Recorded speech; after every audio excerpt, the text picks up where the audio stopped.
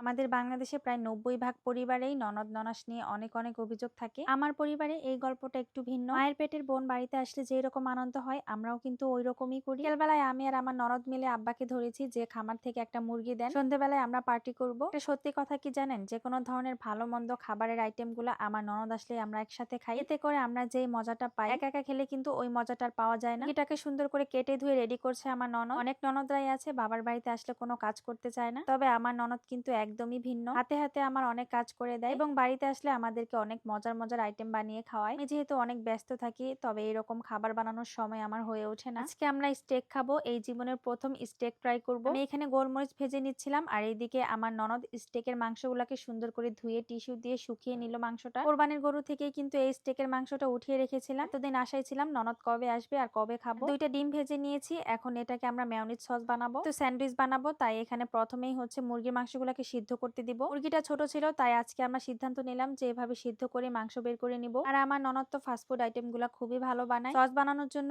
ডিম, রসুন, শুকনা মরিচ ভেজে নিয়েছি। স্টেকের মাংসতে শুধুমাত্র লবণ আর গোলমরিচের গুঁড়া দিয়ে এখন ভালোভাবে ম্যারিনেট করে রাখবো কিছুক্ষণের জন্য। ঈদের পর তো অনেকেরই দেখেছি এইরকম স্টেক করে খেতে, তবে আমাদের কখনোই ট্রাই করা হয়নি। এই প্রথমে আমরা স্টেক ট্রাই করব, তো ভাবছি এটা আসলে খাওয়া যাবে কিনা। স্যান্ডউইচ বানানোর জন্য গাজর আর টমেটো কুচি করে নেওয়া হচ্ছে, আর এইদিকে আমি সসটা বানিয়ে নিচ্ছি। এই সসটা বাড়িতে বানিয়ে নিলে কিন্তু খুবই ভালো হয় আর মজাও হয়। মাংসগুলো সিদ্ধ হওয়ার পর হাড় থেকে মাংস বের করে নিলাম, আর এখন এটাকে স্যান্ডউইচের পুরটা বানিয়ে নিচ্ছি। তেল, পেঁয়াজ, মরিচ এবং ম্যাগি মশলা দিয়ে এই পুরটা ভাজা করা হয়েছে। এরপর আমরা যে সসটা বানিয়েছি ওই সসের সাথে সুন্দর করে মিক্সড করে নিচ্ছি। তাদেরকে চাইলে কিন্তু এভাবে বাড়িতেই বানিয়ে দিতে পারেন, এটা কিন্তু খুবই স্বাস্থ্যকর। এবার হচ্ছে আমরা স্যান্ডউইচ বানিয়ে নিব। প্রথমে নিয়ে নিচ্ছি রুটি, যেহেতু আমরা বাড়ির মানুষই খাবো তাই আর পাউরুটির সাইডের অংশটা কাটিনি। আপনারা চাইলে সাইডের অংশটা কেটেও দিতে পারেন, এটা দেখতে সুন্দর হয়। রুটিতে এরকম পুর দিয়ে এরপর উপরে হচ্ছে আরেকটা রুটি দিয়ে সুন্দর করে জোড়া লাগিয়ে নিলে কিন্তু হয়ে যাবে। চাইলে এভাবেও খাওয়া যায়, তবে আমরা এয়ার ফ্রায়ারে একটু টোস্ট করে খাবো। এয়ার ফ্রায়ারটা আমি নিয়েছি TQIU এর পেজ থেকে। মাঝখান থেকে কেটে নিলেই কিন্তু স্যান্ডউইচ রেডি হয়ে যাবে। এক এক করে সবগুলা স্যান্ডউইচ তৈরি করে নিচ্ছি আমরা। আমার ননদের যে এত পরিমাণ ধৈর্য, আমার তো এগুলা বানানোর একদমই ধৈর্য হয় না। আমাদের কষ্ট হচ্ছে দেখে আম্মাও আমাদেরকে হেল্প করতেছে। খাবারটা বানাতে যতটা না সময় লাগে, খাবারটা খেতে কিন্তু এত সময় লাগে না। এয়ার ফ্রায়ারে এভাবে টোস্ট করাতে কিন্তু স্যান্ডউইচটা খুবই ভালো হয়েছিল। তো দেখেন মাশাআল্লাহ কত সুন্দর একটা কালার এসেছে। পুরো একটু হালকা বাদামি হওয়ার পরেই কিন্তু আমরা নামিয়ে নিয়েছি। তখন অলমোস্ট 9টা বেজে গেছে, তো আমাদের আরো একটা আইটেম করা বাকি আছে। স্টেকের মাংসটা কিন্তু আমরা ম্যারিনেট হতে দিয়েছি। এর আগে সবাই আমরা স্যান্ডউইচ বানিয়ে খেয়ে নিলাম। অধিকাংশ পরিবারেই শুনি যে ননদ ননাসরা এককালে অনেক জ্বালাতন করে ভাইয়ের বউদের, আর তাই পরিবারে ফুপুদেরকে অবহেলার চোখে দেখা হয়। তবে আলহামদুলিল্লাহ আমার দিকে কিন্তু এরকম কোনো ঝামেলা হয়নি। আমার দেবর ননদ মাশাআল্লাহ দুজনেই খুব ভালো। এবার হচ্ছে আমরা স্টেক গুলা ভেজে নিব। মাল্টি কুকারে প্রথমে স্টেকটাকে দিয়ে দিলাম। TQIU এর এই মাল্টি কুকারটা থাকার পর কিন্তু এখন আমার রান্নার কাজ খুবই সহজ হয়ে গিয়েছে। এদিকে পরিবারের সবাই মিলে আড্ডা দিচ্ছি আর একদিকে রান্না হচ্ছে। মাল্টি কুকার না থাকলে এখন আমাকে যেতে হতো গ্যাসের চুলায়, তখন আর কারোর সাথে কথাও বলতে পারতাম না, একা একাই রান্না করতে হতো। এখন সবার সাথে গল্পও হচ্ছে, রান্নাও হচ্ছে। স্টেকে দিয়ে দিয়েছি বাটার এবং হচ্ছে রসুনের কোয়া। আপনারা কি কখনো এইভাবে স্টেক করে খেয়েছেন কিনা আমাকে কমেন্ট করবেন, আর আপনাদের কাছে কেমন লেগেছে সেটাও বলবেন। কুকারটা আমি নিয়েছি TQIU এর পেজ থেকে, আমি পেজটা মেনশন করে দিব, চাইলে আপনারা নিয়ে নিতে পারেন। একটু ঢেকে দিয়েছিলাম, এরপর হচ্ছে এখন এটাকে আমরা নামিয়ে নিব। এটা সাইডে কিন্তু উল্টে পাল্টে আমরা সুন্দর করে ভেজে নিয়েছি, এরকম কালার হয়েছে। তো এখন হচ্ছে এটাকে আমরা নামিয়ে নিলাম।